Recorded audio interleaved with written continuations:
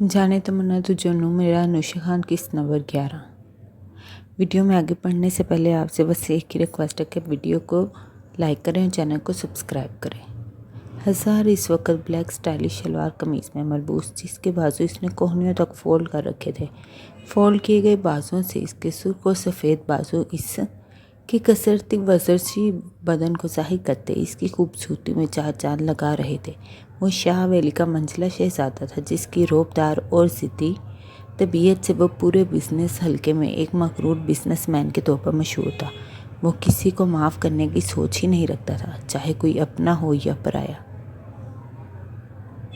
चाहे किसी का जुर्म बड़ा हो या छोटा। इसकी डिक्शनरी में माफ़ी का लफ्ज़ नहीं था। इस वक्त भी वो अपने मैनेजर पर चला रहा था, जिसने कुछ कोटेशन इसे वक्त पर सेंड नहीं की थी। मगरूराना चाल चलते फ़ोन कान से लगाए लॉन की राहदारी से होता हवेली की पिछली तरफ बढ़ा, जहाँ इस वक्त रश ना होने के बराबर था, क्योंकि माइयों का इंतज़ाम हवेली की अगली साइड पर ही था। लेकिन पिछले हिस्से को भी पूरी खूबसूरती से सजाते पिछले गेट्स को भी खोला गया था,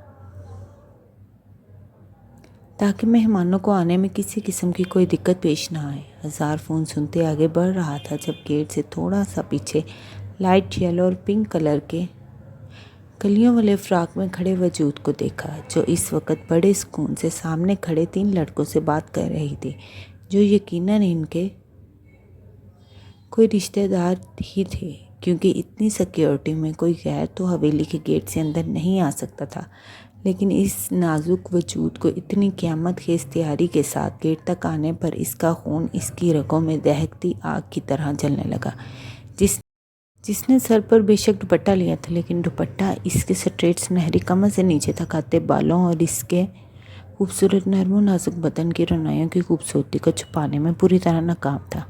हजार इसकी पुश्त से ही अंदाज़ा लगा गया कि आज इसका नाजुक हुस्न कितना तबाहकुन लग रहा होगा। हजार ने मैनेजर को बिना कोई जवाब दिए गुस्से से फ़ोन कट किया और इस नाजुक रोशनियां बखेरते वजूद की तरफ बढ़ा, जो अपने जगमगाते हुस्न से हजार के हर हिस्से में चिंगारियां भर गई थी। तुम यहाँ क्या कर रही हो अब्रिशा? हजार शेर की तरह दौड़ते अब्रिशा की नाजुक गजरों वाली किलाई को अपने पत्थर से मजबूत मुट्ठी में जकड़ता अपनी तरफ खींच गया, तो अब्रिशा अपना बैलेंस खोती टूटी हुई डाल की तरह इसके सीने से आ लगी। इसी दौरान इसका आंचल भी सर से ढलकता पीछे गिरा, लेकिन दुपट्टा कंधों पर लगी पिंस की वजह से अभी भी इसके कंधों पर था। जार ने अपनी ब्राउन खून छलकाती आंखें इसकी डरी सहमी आंखों में गाड़ी, तो अब्रिशा कोई भी जवाब देने की बजाय थर थर कांपने लगी। तुमसे कुछ पूछा है मैंने? हजार ने इस बार इर्द गिर्द मौजूद कुछ लोगों की मौजूदगी की वजह से अपनी आवाज़ को काफ़ी आहिस्ता रखा, लेकिन इसके लहजे की सख्ती अभी भी बरकरार थी। हजार भाई, हम भी इनसे यही पूछ रहे थे कि आप यहाँ क्या कर रहे हैं? हजार और अब्रिशा की इतनी नज़दीकी को देखते सामने खड़े 3 लड़कों में से एक 23-24 साल लड़के ने इस मंजर को नागवारी से देखते कहा, जिसमें हजार अब्रिशा को तकरीबन अपने हजार में लिए घूर रहा था। आपकी तारीफ। जब हजार ने अब्रिशा की कलाई छोड़ते इसे सीधा खड़ा करते इसके सर पर दुपट्टा देते इस लड़के की तरफ देखा। मैं फिरोज शाह का पोता और हसन शाह का बेटा हूँ। लड़के ने अपना हाथ आगे बढ़ाते अपने बाप दादा का बताया, जो हजार के दादा के पुप्पी साथ कज़न थे। तुम लोग यहाँ क्या कर रहे हो? हजार ने मेहमान नवाजी का हक अदा करते इससे हाथ मिलाया, लेकिन इसकी आंखों की सुर्खी और लहजे की सख्ती अभी भी कायम थी। हम लोग इधर गाड़ियाँ पार्क करने आए थे। इस लड़के ने हजार के संजीदा और खूनखार रूप को देखते थूक निकलते जवाब दिया। ओके, आओ तुम लोग चलो अंदर।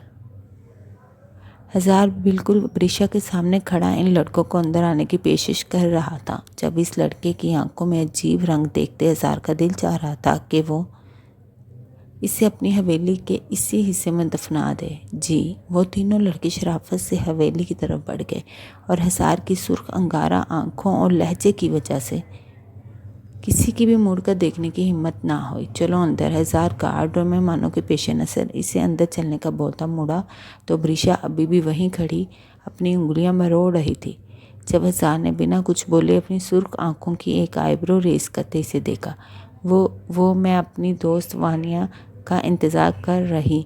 अबरीशा ने हज़ार की पथरीली नज़रों से अपनी थूक निकलते अपनी पूरी हिम्मत जमा करते जवाब दिया, तो क्या हवेली के सब मुलाजिम मर गए हैं जो तुम अपनी इस दोस्त को लेने आई हो? हज़ार इस शिद्दत पसंदी से अल्फाज को चबा चबा कर बोला कि अबरीशा का दिल अपनी रफ्तार से कई गुना तेज़ धड़कने लगा।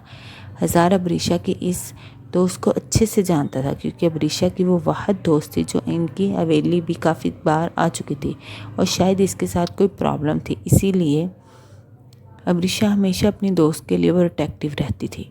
ये बात इसे हदीपिया से पता चली थी जब एक बार इसकी वो दोस्त लाउंज में बैठी रो रही थी और इसके घर की ख़वातीन इसके इर्द गिर्द जमा थी। हदीपिया ने इसे प्रॉब्लम भी बताई थी, लेकिन हज़ार अपने मोबाइल में बिज़ी होने की वजह से इसकी बात तवज्जो से ना सुन सका था। हज़ार भाई, आप मुझे ऐसे डरा नहीं सकते। अबरीशा ने अपने सर से ढलकते दुपट्टे को दोबारा सर पर सेट करते हज़ार से एहतियाती तौर पर फासला बनाते कहा, जबकि हज़ार अबरीशा के इस अमल को देखते हल्का सा मुस्कुराता सर को नफ़ी में हिला गया। चलो अंदर से किसी मुलाजमा को भेज देता हूँ। हज़ार ने इस बार अबरीशा के चांदी से चमकते रूप को देखते नरमी से इसका हाथ पकड़े हवेली की तरफ कदम बढ़ाए। हज़ार भाई, अरहम भाई ने आपको बोला भी था मुझे ना डांटने को। अबरीशा हज़ार के साथ छोटे छोटे कदम लेती रूठे अंदाज में अपनी हथेलियों से अपने आंसू साफ करती जो गालों पर गिर रहे थे। इतनी मासूमियत से बोली कि हज़ार ने बेख्तियार रुकते मुंह इसकी तरफ मोड़ते इसके मन मोहने रूप को अपनी आंखों में बसाया, और अब हज़ार का रुख हवेली की बजाय इस तरीक सी गली की तरफ था जो हवेली की पिछले हिस्से पर अलग थलग बने कुछ कमरों को जाती थी। इस तरफ किसी किस्म की आराइश का इंतज़ाम नहीं किया गया था, इसलिए इधर रात के इस वक्त बहुत कम रोशनी थी। हज़ार भाई, ये आप यहाँ क्यों जा रहे? अबरीशा ने हज़ार को हवेली की बजाय इस गली की तरफ बढ़ते देखा। वो अपने कदम वहीं ज़मीन के साथ मजबूती से जकड़ गए। वो तो बचपन से कभी इस गली के पीछे बने कमरों में 1 से 2 बार के बाद नहीं आई थी। इसे इस जगह से इतना डर लगता था। अबरीशा, चुपचाप चलो। हज़ार ने अबरीशा को एक झटका देते अपने साथ खींचा और गली में दाखिल हो गया। प्लीज़ हज़ार भाई, आई एम सॉरी। मैं आइंदा कभी आपको खुद को डांटने से मना नहीं करूँगी। अबरीशा ने हज़ार की बाजू को अपने सीने से लगाते आंसू बहाते पूरी जोर से इसे रोकने की कोशिश की। अबरीशा के नाजुक हिस्से ने जैसे ही हज़ार की बाजू को छुआ, हज़ार की बॉडी में एक स्पार्क सा हुआ। हज़ार ने फ़ौरन अबरीशा से अपना बाजू छुड़ाते इसे दूर किया तो वो कमरों के सामने बने बरामदे के पिल्ले से जा टकराए। मेरा बाजू क्यों पकड़ा तुमने? मुझे अंधेरे से डर लगता और आप मेरे भाई हैं तो इसलिए। अबरीशा ने पिल्ले से टेक लगाते मासूमियत से हज़ार को देखा। मैं नहीं हूँ तुम्हारा भाई, कितनी बार बावर करवाया है तुम्हें? हज़ार ने अबरीशा के चेहरे के एक एक नक्श को नहाते मदहोशी से कहा। इस वक्त अबरीशा माथे पे छोटे से फूल शेप की बिंदियाँ लगाए हुए, आंखों पर लाइट मेकअप किए, अपनी पलकों को मस्कारे से और सहर अंगेज बनाए हुए थी। हज़ार को लगा आज वो इन आँखों के सहर से निकल नहीं पाएगा। हज़ार ने अबरीशा के मज़ीद करीब होते अब उंगली इसके गालों पर लगे हाईलाइटर पर फेरी, जो इसकी साफ शफाफ जिल्द को मज़ीद चमका रहा था। जबकि अबरीशा हैरान परेशान सी हज़ार से दूर होने लगी जब हज़ार ने इसे दोबारा से लगाते इसकी तीखी नाक को अपनी 2 उंगलियों के दरमियान दबाया, जिसकी टिप पर भी थोड़ा सा हाईलाइटर लगाया गया था। हज़ार भा इससे पहले के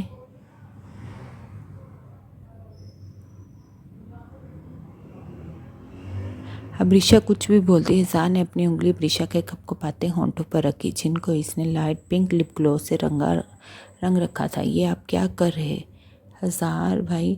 हज़ार की इस बेखुदी पर अबरीशा ने अपने धड़कते दिल को काबू करते पूरे जोर से इसे झटकते खुद से दूर किया। हज़ार भी इसके झटके के लिए तैयार नहीं था, इसलिए वो अबरीशा का झटका देने पर 2 कदम पीछे हुआ। हज़ार अबरीशा के इससे इस तरह झटकने पर गुस्से से इसकी तरफ बढ़ा तो अबरीशा को लगा कि वो इसे थप्पड़ मारेगा। अबरीशा ने जल्दी से अपने दोनों बाजुओं को अपने मुंह और आंखों पर रख के खुद को बचाया। कुछ पल बाद भी जब कुछ ना हुआ तो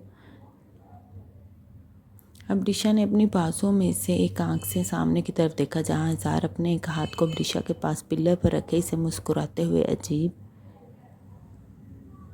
नज़रों से देख रहा था। मैं जाऊं? कुछ पल ऐसे देखने के बाद अब रिशा ने हिम्मत करते बाजू उठाए और आगे बढ़ने लगी। जब अज़ान ने पिल्लर से टेक लगाते इसकी कलाई को नरमी से पकड़े खींचते अपने सीने से लगाया। मुझे आज के बाद भाई ना बोलना, लास्ट वार्निंग दे रहा। अज़ान ने उंगली उठाकर अब रिशा को वार्न किया। क्यों ना बोलूं? अब रिशा ने डरते डरते अपने नाक को थोड़ा सा फुलाकर अपने आप को अज़ार के एहसास से निकालने की कोशिश की। क्योंकि अज़ार ने अपनी गहरी सुर्ख आंखों को रिशा के जलवे बिखेरते हुस्न पर बेबाकी से गाड़ते, बिल्कुल इसके करीब होते, अपनी गर्म सांसें इसके चेहरे पर छोड़ते अपने लहजे को गमगीन बनाया। मैं तो तुम में समाकर तुम्हारी रूह का हिस्सा बने, तुम्हारे जिस्म के हर हिस्से पर अपनी छाप छोड़ना चाहता। अज़ार ने चांद की रोशनी में चांदी से चमकते इस हुस्न की मालिक लड़की को लरसते देख मदहोशी में बोला, मैं तो चाहता कि तुम्हारे इस रोशनियाँ बखेरते हुस्न को कोई मर्द तो दूर की बात कोई औरत भी ना देखे। अज़ार ने अपनी उंगली की पोर से इसके नाजुक गाल को छू कर महसूस किया, जबकि रिशा अज़ार के हसार में हिल भी ना पा रही थी। कुछ डर से और कुछ शौक से वो बिल्कुल स्टिल थी। ऐसे में तुम्हें अपनी कैद में छुपा लूँगा तो मेरी जान, आइंदा से कभी गलती से भी ये अल्फाज मेरे लिए तुम्हारे मुंह से ना निकले। हाँ, मेरे अलावा इस दुनिया के सब लड़के तुम्हारे भाई हैं, तो इन्हें ही भाई बनाओ। अज़ार अपनी नाक को अबरीशा की नाक से रगड़ते अबरीशा की नन्ही सी जान को 100 वाल्ट का झटका दे गया। अज़ार आप कैसी गंदी बातें कर रहे हैं? अबरीशा जैसे होश में आती अज़ार की बाहों में मचलते हुए फूली सांसों से बोली, माई लिटिल जान, अभी तो सिर्फ बातें कर रहा, जल्द ही अमल करने का इरादा भी है मेरा। अज़ार ने अबरीशा के स्ट्रेट बालों में अपना मुंह देते, इनकी खुशबू को अपनी सांसों में बसाते अपने तड़पते दिल को सुकून पहुंचाया। लेकिन आपकी तो मंगनी शीशा अपी से हुई है। अबरीशा ने बहते आंसुओं से अज़ार के बाजू पर अपने दोनों हाथ जमाते इसे ना समझी से देखा। तो मेरे पास 4 मौके हैं, शीशा के बाद भी 3 और चांसेस हैं। अज़ार ने अबरीशा की हिन्नी की तरह डरी हुई आंखों में किसी शेर की तरह देखा जो इसे शिकार करने को तैयार हो। मैं आपसे दूसरी शादी नहीं करूँगी। अबरीशा अपने नाखून अज़ार के बाजुओं में गाड़ते किसी बेबस परिंदे की तरह फड़फड़ाते चिल्लाई, ओके ओके, इसमें खुद को इतना हल्कान करने की क्या ज़रूरत है मेरी नाजुक चिड़िया। अज़ार ने अबरीशा की मज़ाहमत पर इसे और ज़ोर से अपने बाजुओं में बिछा। अज़ार की बात पर अबरीशा ने बेयकीनी के समुंदर में गोते लेते अपनी सुर्ख गहरी आंखों से देखा। ऐसे क्यों देख रही? सच कह रहा, मैं तुमसे दूसरी शादी नहीं करूँगा, क्योंकि मैं तुमसे पहली शादी करूँगा, फिर दूसरी, तीसरी और चौथी करूँगा। अज़ार ने अबरीशा की हैरानगी से पहली आंखों को चूमते अपनी मासूम हिरनी की डरी सहमी आंखों में देखते मुस्कुराते इसको एक और 100 वाल्ट का झटका दिया, जबकि अबरीशा सदमे से सिर्फ अज़ार की तरफ देख रही थी कि अज़ार 4 शादियाँ करेगा। आप मेरी तरफ से 10 शादियाँ करें, लेकिन मैं आप जैसे पुराने ज़माने के बादशाह से एक भी शादी ना करूं, जिसे शादियां करने के अलावा कोई काम ही ना हो। अबरीशा ने सदमे से अपने शहजादों से आन बान वाले कज़न को देखा, जिसकी सोच भी इसे इस वक्त किसी रियासत के बादशाह जैसी लग रही थी, जबकि अज़ार ने इसकी बात पर गुस्सा होने के बजाय एक जोरदार कहका लगाया। अगर तुम्हें पुराने ज़माने के बादशाहों का इतना पता मेरी नाजुक जान, तो ये भी पता होगा कि एक बादशाह जितनी भी शादियां कर ले, एक मलका इसकी पसंदीदा होती सब में से, तो मुझे लगता मेरी भी सब बीवियों में से तुम मेरी लाडली बीवी होगी। अज़ार ने एक झटके से अबरीशा को अपनी जगह पिल्लर से लगाते अपने दोनों बाजू इसके इर्द गिर्द रखे थोड़ा सा झुकते कहा, मैं आपसे शादी नहीं करूँगी। मैं अरहाम भाई को बताऊँगी कि आप मुझसे ऐसी अजीब और गंदी बातें करते हैं। अबरीशा ने अपनी मासूमियत से अपनी आंखों को पटपटाते अज़ार को डराने के नाकाम कोशिश की। गुडिये, तो मैं चाहता कि तुम्हारा भाई मेरे साथ पंगा ले और मैं अपने दिल की सारी हसरतें इसकी हड्डियां तोड़ कर निकालूं। अज़ार का अच्छा मूड मिनटों में उड़न छू हुआ और इसकी जगह शदीद गुस्से ने ली। क्यों आप मेरे भाई को मारेंगे? अबरीशा ने अपने आंसू साफ किए, जो थोड़ी थोड़ी देर बाद इसके गालों पर बहते इसकी आंखों की सुर्खी में इजाफा कर रहे थे। सिर्फ हड्डियां ही नहीं तोड़ूंगा, जिस दिन मौका मिला इस साले साहब के सीने पर गोलियां चलाते वक्त एक पल को भी नहीं सोचूंगा। अब आप मेरे भाई को कुछ करेंगे इससे पहले मैं आपको अपने हाथों से मार दूंगी। अबरीशा ने शेरनी की तरह चलाते हजार की तरफ अपने हाथ बढ़ाए तो इसका नाखून हजार के चेहरे पर एक लकीर छोड़ गया। You idiot! हजार ने अपने मुंह पर हाथ रखते अबरीशा के वजूद को धक्का दिया जिसे वो पिछले 5 मिनट से अपने हजार में लिए खड़ा था। अबरीशा ने गिरने से बचने के लिए पिल्लर का सहारा लेते हजार को अपनी सुर्खी माइल आंखों से घूरा। इसे अपनी हरकत पर बिल्कुल भी शर्मिंदगी नहीं थी क्योंकि वो अपने जान से प्यारे भाई के लिए अगर जान दे सकती थी तो जान ले भी सकती थी। हजार ने अबरीशा को घूरते अपनी कंधों पर पड़ी चादर को एक झटके से उतारा और अबरीशा की तरफ बढ़ते इसके गले में डाले दोनों तरफ से पूरे जोर से खींचा तो अबरीशा की सांसें रुकने लगी। हजार! अबरीशा ने अपने कांपते ठंडे हाथों को हजार के गर्म दहकते हाथों पर रखे अपना गला छुड़ाने की कोशिश की। अबरीशा को लग रहा था कि वो 20 साल की उम्र में अपनी ही हवेली के पिछले हिस्से में कत्ल कर दी जाएगी और इसके प्यारों को इसकी खबर भी नहीं होगी। हजार के हाथों पर जैसे ही अबरीशा की गिरफ्त हल्की हुई वैसे ही हजार ने अपनी शाल से हाथ हटा लिए। अबरीशा आंखों से बहते आंसू से बुरी तरह खांस से ज़मीन पर बैठ गई। इसे अपने फेफड़ों में ज़बरदस्त तकलीफ महसूस हो रही थी। आइंदा से ऐसी कोई भी हरकत करने से पहले अपने इस छोटे से दिमाग में ये याद रखना, हजार शाह ऐसी गलतियां माफ़ नहीं करता बल्कि सामने वाले को सूद समेत गलती की सज़ा पलक झपकते देता है। हजार ने अबरीशा की गर्दन में मौजूद अपनी चादर पर जोर देते इसे अपने करीब करते रगों में मंजमत करने वाली आवाज़ में ताड़ा। Take deep breath you silly girl. Abrisha को सर्द रंगत में गहरे सांस भरते देख हजार ने इसकी खमदार कमर पर अपने हाथ से हिलाते बेचैनी से दहाड़ते कहा, न ई आ रहा। अबरीशा ने हजार की कमीज़ को अपनी नाजुक सी मुट्ठियों में लिए पूरा जोर डाले सांस लेने की कोशिश की। अबरीशा सांस लो डैमेट। हजार ने अबरीशा की कमर में हाथ डालते बिल्कुल अबरीशा के मुंह के पास पिलर पर मुक्का मारते चिल्लाते कहा। इस वक्त इसे अपने जिस्म में शरारे से जलते महसूस हो रहे थे। इसका दिल अजीबोगरीब तरीके से मलामत करने लगा कि इस नाजुक से वजूद पर इतने हार्श रिएक्शन की क्या ज़रूरत थी।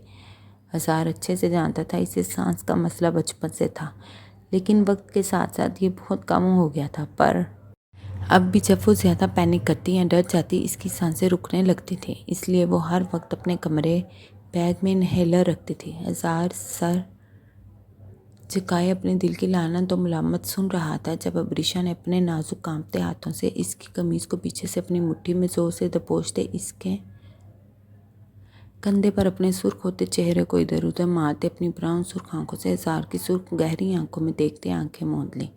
अबरीशा रिलैक्स, कुछ नहीं होगा तुम्हें, मैं हूं ना तुम्हारे पास। हजार ने इसकी कमर को सहलाते इसका सर अपने कंधे से हटाते बाजू पर रखा। अबरीशा का गुलाबी रंग मिनटों में जर्दी माइल हो गया था। वो गनूदगी में चली गई थी जब हजार अपने बेकरार दिल की सदा सुनते अबरीशा के गुलाबी होंठों पर झुका, जिन पर अब हल्का हल्का नीला रंग अपनी झलक दिखलाने लगा था। हजार ने अबरीशा के नर्म और नाजुक होंठों पर अपने होंठ रखते इसमें अपनी सांसें इनहेल करना शुरू की तो इसके दिल ने 120 की स्पीड पर धड़कना शुरू किया। वो एक कॉन्फिडेंट मजबूत साब का मालिक मर्द इस वक्त एक लड़की को छूते कांप रहा था। इसका दिल इसके कानों में धड़कता पसलियां तोड़े बाहर को आ रहा था। अबरीशा की सांसें बहाल होना शुरू हो चुकी थी। हजार ने कुछ सेकंड के लिए रुककर अपनी सांसें बहाल की और फिर से नरम नाजुक होंठों को अपनी गिरफ्त में लिया, जिनसे नीला रंग छटता अब इन्हें दोबारा सुर्ख कंधारी रंग में रंग रहा था। अबरीशा ने जैसे ही आंखें खोली हजार को अपने ऊपर झुके अपने होंठों से लिपटे देख तीर की तेजी से उठते पूरी जान से हजार को धक्का मारते इससे दूर हुई। ये आप क्या कर रहे थे? अबरीशा ने अपने सुर्खी माइल लबों पर मौजूद नमी को बेदर्दी से अपनी हथेली से रगड़ते हजार को सर्द आंखों से देखा। कुछ नहीं, सिर्फ एक मरीज की तीमारदारी कर रहा था। हजार अबरीशा के धक्के पर इसे घूर गया। इसने अपने गुस्से को मुश्किल से कंट्रोल में रखा। पहले ही इस का गुस्सा ना चाहते हुए भी इस नाजुक जान को काफ़ी तकलीफ दे गया था। अबरीशा ने हजार को घूरते उठने की कोशिश की, लेकिन इसकी टांगों ने इसका बोझ उठाने से इनकार कर दिया। इससे पहले कि वो लड़खड़ा कर गिरती, हज़ार ने इसे अपने हज़ार में लेते गोद में उठाया। अब एक भी लफ्ज़ तुम्हारी ज़ुबान से निकला, इस बार सच में तुम्हारा गला दबा दूंगा, समझी तुम। हज़ार ने अबरीशा की मुज़ाहमत और कुछ बोलने की कोशिश पर इसे घूरते वार्निंग दी, देते अपनी गहरी आंखों का कहर इसकी डरी सहमी ब्राउन आंखों में मुंतकिल किया। अबरीशा डर और सदमे के ज़रिए से कुछ बोल ना पाई। जब हज़ार पिछले हिस्से में बने कमरों से होता एक कमरे के दरवाजे पर लगे लॉक को अपनी फिंगरप्रिंट से खोलते अंदर दाखिल हो गया, जहां कुछ खुफिया रास्तों से कुछ मिनट्स में ही वहां बनी सीढ़ियां चढ़ता एक कमरे के दरवाजे को दोबारा अपने फिंगरप्रिंट से खोलता इसमें दाखिल हुआ। जबकि अबरीशा हज़ार की गोद में अपनी मुज़ाहमत भूलती अपनी हवेली के इस अजीबो गरीब हिस्से को देखती शौक की कैफियत में थी। हज़ार जिस कमरे में दाखिल हुआ इसमें सिर्फ दरवाजे ही दरवाजे थे, इसके अलावा वो कमरा बिल्कुल खाली था। हज़ार इनमें से एक दरवाजे को भी फिंगरप्रिंट से खोलता अंदर दाखिल हो गया। जबकि अब अबरीशा मुंह खोले सिर्फ हज़ार के सुर्ख और सफ़ेद खूबसूरत तीखे नकूश के हामिल चेहरे को देखे जा रही थी। जब हज़ार ने इसे बेड पर बिठाते हाथ इसकी थोड़ी पर रखे इसका मुंह बंद किया तो अबरीशा ने होश में आते फ़ौरन अपनी बाजू हज़ार की गर्दन से निकाली, जो वो मुज़ाहमत करते हुए गिरने के डर से डाले हुए थी। असल शौक तो अबरीशा को तब लगा जब इसने अपने इर्द गिर्द देखते खुद को अपने कमरे में अपने बेड पर पाया। मैं यहाँ कैसे आई? अबरीशा ने अपने कमरे को देखते ऐसे पूछा जैसे ये कोई ख्वाब हो। आप माँ बदौलत की बाहों में आई हैं क्या? सांसों के साथ साथ याददाश्त भी छीनने लग गई है। हज़ार ने अबरीशा के मज़ीद सवालों से बचने के लिए इसे भरपूर गुस्से से जवाब दिया। असल में वो मजबूरी में अबरीशा को अपनी हवेली का बड़ा राज यानी अपनी हवेली के खुफिया रास्ते जिनका सिर्फ इस घर के मर्दों को इल्म था वो दिखा चुका था। ये शौक अबरीशा के लिए काफ़ी बड़ा था और अबरीशा की हालत हज़ार को मुस्कुराने पर मजबूर कर रही थी, लेकिन वो नकली गुस्सा कर रहा था ताकि अबरीशा ज़्यादा सवाल ना करे। हज़ार बा, हमारी हवेली में इतने खुफिया कमरे और रास्ते क्यों हैं? अबरीशा ने हज़ार की वार्निंग के डर से बाई को मुकम्मल ना बोलते दोबारा हज़ार को मुखातिब किया, जो अब कमरे से बाहर की तरफ बढ़ने वाला था। देखो अबरीशा, तुम किसी को इन रास्तों के बारे में नहीं बताओगी, समझी? हज़ार अब सच में गुस्से में आता बोला। वो अबरीशा की कंडीशन के पेश नज़र हड़बड़ाई में शाह हवेली का एक गहरा राज खोल गया था। क्यों ना बताऊं? मैं तो रीसी और दीपिया भी दोनों को बताऊंगी। अबरीशा ने अपने दूधिया नरम और नाजुक पाँव को येलो और पिंक कॉम्बिनेशन वाले गुस्से से आज़ाद करवाते अपनी टांगें बेड पर रखते बेड ग्राउंड से टेक लगाते मज़े से कहा।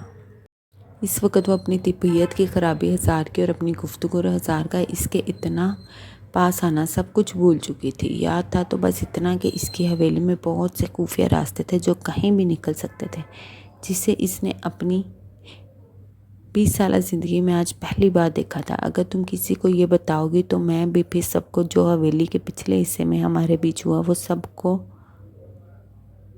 बताऊंगा, वो भी अपने तरीके से। हज़ार ने अबरीशा के करीब जाते अपनी शाल को खींचे, अपनी आंखों में शरारत ली, इसके 14 तबक रोशन किए। आप सबको बताएंगे तो सब आपको ही डांटेंगे। अबरीशा ने परेशानी से अपनी उंगलियां में रोड़ते अपने निचले होंठ को दांतों तले चबाते आप सबको बताएं। हज़ार को डराने से ज़्यादा खुद के दिल को तसल्ली दी। हाँ, लेकिन जब राम को पता चलेगा ये सब तो।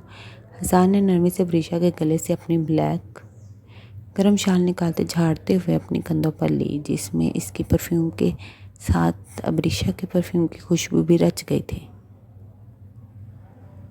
मैं किसी को कुछ नहीं बताऊंगी, प्लीज़ आप भी किसी को कुछ ना बताना। अबरीशा फ़ौरन अपने बेड से उठते हज़ार तक पहुंचते इसके बाजू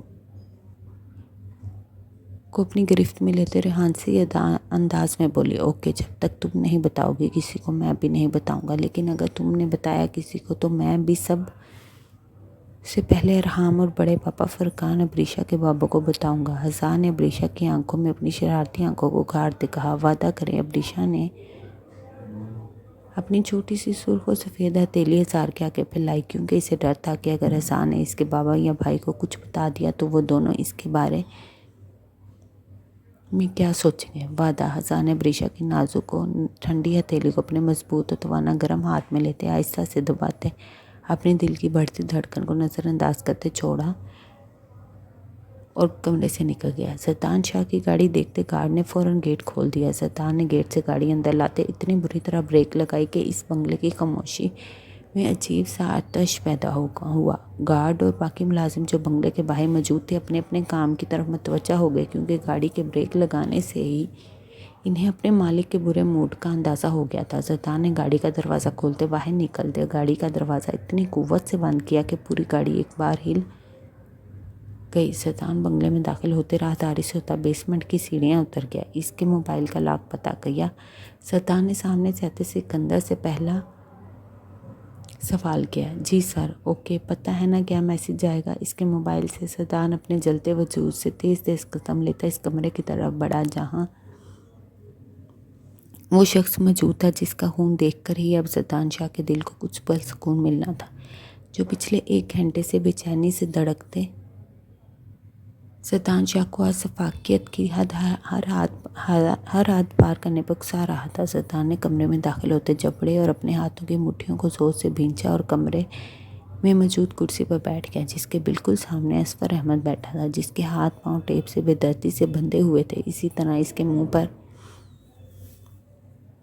भी टेप लगी हुई थी, जबकि इसकी आंखों पर ब्लैक रंग की मोटी सी पट्टी मजबूती से बांधी गई थी। सल्तान शाह टांग पर टांग रखे अपने एक बाजू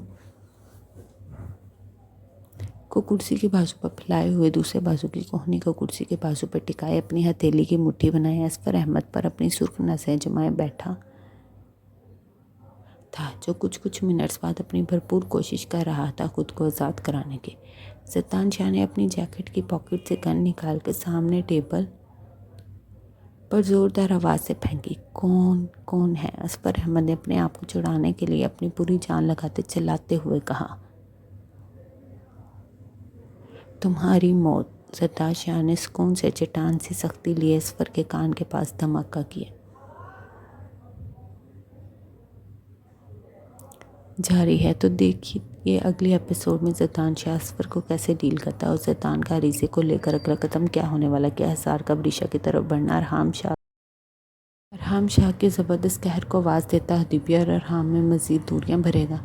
नावल अब बहुत ही ज़बरदस्त मोड़ अख्तियार करने वाला, तो नावल को अगर पढ़ने के लिए चैनल को लाजमी सब्सक्राइब करें और वीडियो को लाइक करें।